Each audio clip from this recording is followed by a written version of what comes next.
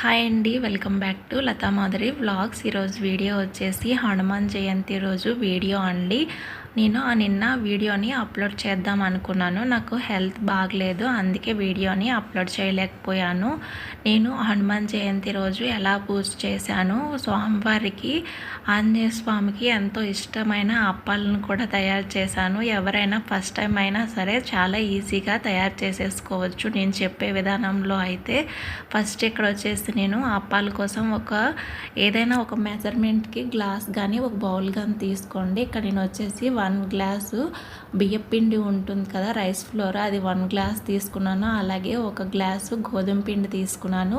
ఒక అర గ్లాస్ వచ్చేసి నేను సూజీ రవ్వ, ఉప్మా రవ్వను తీసుకున్నాను. అలాగే ఒక చిటికెడు సాల్ట్ కూడా వేసుకోండి, టేస్ట్ బాగుంటుంది. ఇక్కడ నేను వచ్చేసి బెల్లాన్ని ముందుగానే ఈ విధంగా తురుముతున్నాను. చాక్తిలాగా స్ట్రైట్గా కట్ చేసేస్తే మనకి బెల్లం అనేది చాలా ఈజీగా కరిగిపోతుంది. అందుకనే నేను ఈ విధంగానైతే కట్ చేసుకుంటాను, మనకు టైం కూడా కలిసి వస్తుంది.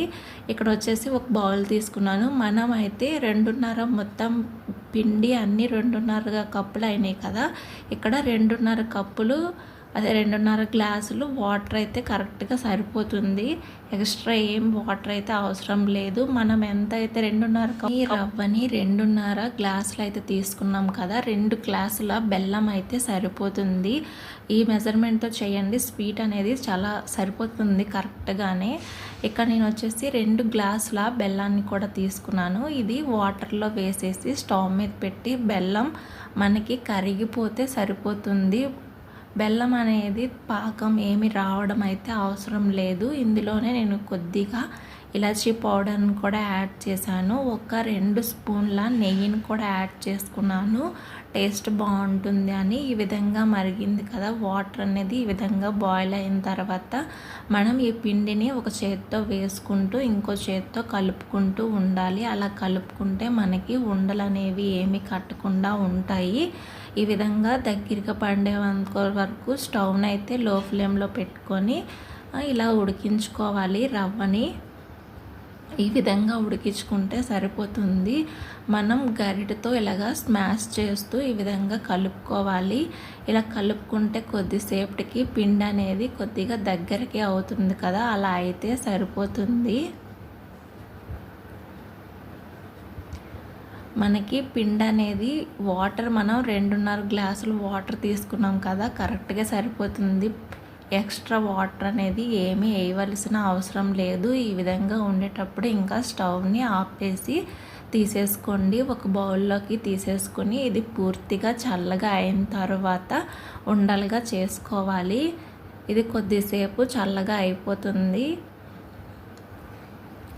ఈ విధంగా చల్లగా అయిన తర్వాత ఇక్కడ నేను వచ్చేసి 1 స్పూను నెయ్యి అయితే వేస్తున్నాను. ఈ నెయ్యిని వేసి పిండికి మొత్తం అప్లై అయ్యేటట్టు కలుపుకోవాలి. ఇలా నెయ్యి వేస్తే మనకి రౌండ్గా బాల్స్ చేస్తాం కదా, అప్పుడు మన చేతికి అతుక్కోకుండా చాలా ఈజీగా అయితే వచ్చేస్తాయి.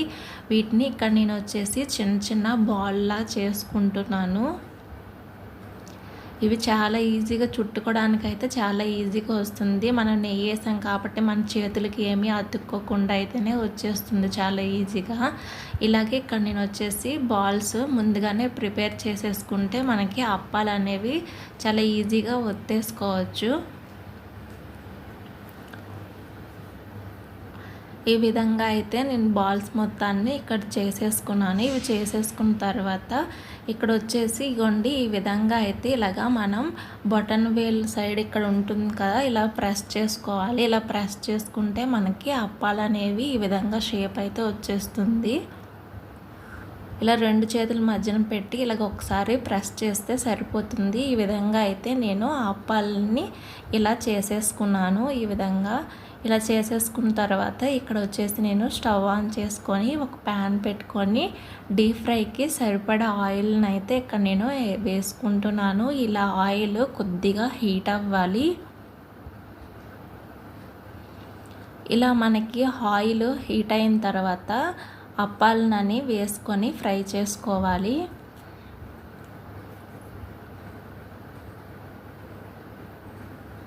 ఇక్కడ అయితే ఆయిల్ వేడయ్యింది. నేను ఇక్కడ వచ్చేసి ఒక చిన్న పిండిని తీసి ఈ విధంగా ఆయిల్లో వేశాను.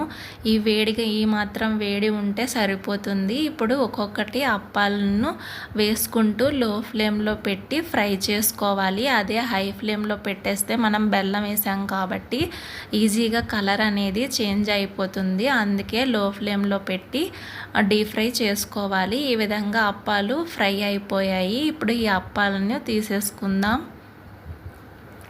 ఇక్కడ నేను వచ్చేసి అప్పాలను ఒక గరిటెతో తీసుకొని పైనుంచి ఒక గరిటె పెట్టి ఇలా ప్రెస్ చేసుకుంటున్నాను. ఎక్స్ట్రా ఆయిల్ అనేది ఉండకుండా ఉంటుందని ఇలా ప్రెస్ చేసి తీసుకుంటున్నాను. ఈ విధంగా చేసుకొని అప్పాలను ఇలా ప్రెస్ చేసి తీసుకుంటే సరిపోతుంది.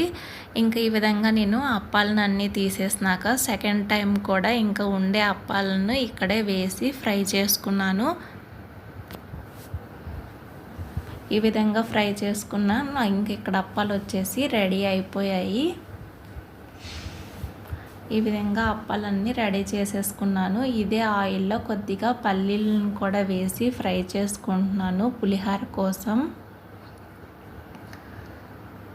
ఈ పల్లీలని ఇలా ఫ్రై చేసుకున్న తర్వాత వీటిని తీసేసుకొని ఇక్కడ వచ్చేసి నేను పులిహోర కోసం పల్లీలను ఫ్రై చేసి పక్కన పెట్టుకున్నాను. ఒక ప్యాన్ పెట్టుకొని అందులో ఆయిల్ వేసుకొని ఆయిల్ వేడైనాక ఇక్కడ వచ్చేసి 1 స్పూన్ ఆవాలు, 2 స్పూన్ల శనగపప్పు, అలాగే కొద్దిగా జీలకర్ర అండ్ తర్వాత ఇక్కడ వచ్చేసి నేను కొద్దిగా ఇంగువను కూడా యాడ్ చేసుకున్నాను. ఇంగువను యాడ్ చేసుకున్న తర్వాత ఇక్కడ వచ్చేసి కొన్ని పచ్చిమిరపకాయలని సన్నగా కట్ చేసి యాడ్ చేసుకున్నాను. అలాగే కొద్దిగా అల్లం, వెండిమిరపకాయలు కూడా వేసుకొని ఈ విధంగా ఫ్రై అయిన తర్వాత కొద్దిగా కరివేపాకును కూడా వేసి ఫ్రై చేసుకున్నాను. ఇక్కడ నేను వచ్చేసి కొద్దిగా చింతపండు రసాన్ని తీసి పక్కన పెట్టుకున్నాను. ఆ చింతపండు రసాన్ని కూడా యాడ్ చేసేసి కొద్దిగా పసుపు, అలాగే 1 స్పూన్ సాల్ట్, ఓ చిన్న బెల్లం ముక్క వేసుకొని మంచిగా ఆయిల్ పైకి వచ్చేంత వరకు ఉడికించుకున్నాను. ఇక్కడ వచ్చేసి అన్నం ముందుగానే ఉడికించి పక్కన పెట్టుకున్నాను. ఇందులో వచ్చేసి ఇప్పుడు పులిహోర పేస్ట్ వేసేసాం కదా, ఇప్పుడు మంచిగా కలిపేసుకుంటాను. ఇలా కలిపేసుకున్న తర్వాత పల్లీలు వేసేసుకున్నాను. ఇంకా పులిహోర రెడీ. ఇక్కడ వచ్చేసి నేను ఇంకా పూజ అయితే చేసేసుకుంటున్నాను. ముందుగానే దేవుడికి అయితే నేను తమలపాకులని 21 తమలపాకు తీసుకొని శ్రీరామ అని రాసుకొని ఇక్కడ ఆంజనేయ స్వామికి అయితే మాల వేసేసుకున్నాను. అలాగే ఇంకా పూజ అంతా అయిపోయిన తర్వాత భగవంతుడికి అయితే హారతి ఇచ్చేసాను. ఇంకా హారతి ఇచ్చేసిన తర్వాత ఇక్కడ వచ్చేసి నాకు వచ్చినటువంటి నామాలన్నీ చదువుకొని హారతిని కూడా ఇంక ఈ విధంగా అయితే తీసుకున్నాను. ఒక పాటను అయితే పాడుకున్నాను. ఈ సింగర్ పాడారు కదా, ఆ పాట బాగా వైరల్ అయ్యింది. నాకైతే పాడాలనిపించింది, ఇంకా ట్రై చేశాను, బాగానే వచ్చింది. మీరు కూడా వినండి. ఈ హనుమంతుడు అంజనీసుతుడు అతి బలవంతుడు రామ భక్తుడు లంకకు పోయి రాగల తీరుడు మహిమోపేతుడు శత్రుకర్షకుడు జాంబావతి వీరులందరును ప్రేరేపింపగా సమ్మతించెను. లంకేశ్వరుడు అపహరించిన జానకి మాత జాడ తెలుసుకొనునా. గురుదేవుడు నాయదా నీ పలికిన సీతారామ కదా, నీ పలికిన సీతారామ కదా. అయితే దేవుడికి పాట పాడాను, బాగానే వచ్చింది అనుకుంటున్నాను. ఇంక లాస్ట్గా ఇక్కడైతే ఇంకా దేవుడికి లాస్ట్గా ఇంకా ధూపం అనేది వేసేసాను. ఇంకా ఇలాగ పూజ అయితే చేసుకున్నాను. ఇంక చేసుకున్న తర్వాత లాస్ట్ ఫైనల్గా ఈ విధంగా అయితే ఉంది. ఓకే, మీకు ఈ వీడియో కనుక నచ్చితే ఒక లైక్ ఇవ్వండి. అలాగే ఎలా అనిపించిందో కూడా కామెంట్ చేయండి. కొత్తగా ఎవరైనా మన ఛానల్ని చూస్తుంటే ఫస్ట్ టైం సబ్స్క్రైబ్ చేయండి. ఇంకేంటి, okay, bye bye. Thank you for watching.